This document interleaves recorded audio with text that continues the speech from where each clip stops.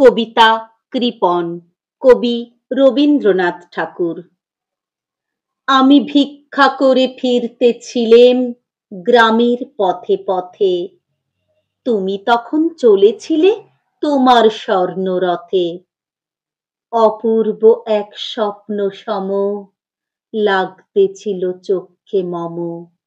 কি বিচিত্র শোভা তোমার, কি বিচিত্র সাজ! আমি মনে ভাবতেছিলেম এ কোন মহারাজ।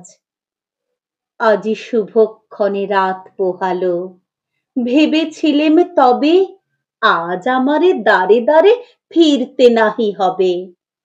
বাহির হতে নাহি হতে কাহার দেখা পেলেম পথে, চলিতে রথ ধনধান্য ছড়াবে দুই ধারে। মুঠা মুঠা কুড়িয়ে নেব, নেব ভারে ভারে। দেখি সহসা রথ থেমে গেল আমার কাছে এসে। আমার মুখ পানে চেয়ে নামলে তুমি হেসে।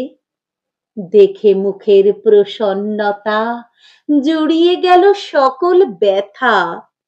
হেনকালে কিসের লাগি তুমি অকস্মাৎ আমায় কিছু দাও গো বলে বাড়িয়ে দিলে হাত।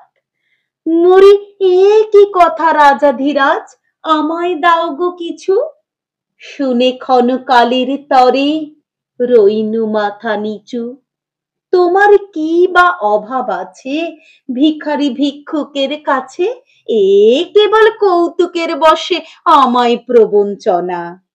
ঝুলি হতে দিলেম তুলে একটি ছোট কণা, যবে পাত্রখানি ঘরে এনে উজাড় করি, এ কি ভিক্ষা মাঝে একটি ছোট সোনার কণা দেখি। দিলেম যারা যে ভিখারি রে, স্বর্ণ হয়ে এলো ফিরে। তখন কাঁদি চোখের জলে দুটি নয়ন ভরে। তোমায় কেন দিইনি আমার সকল শূন্য করে।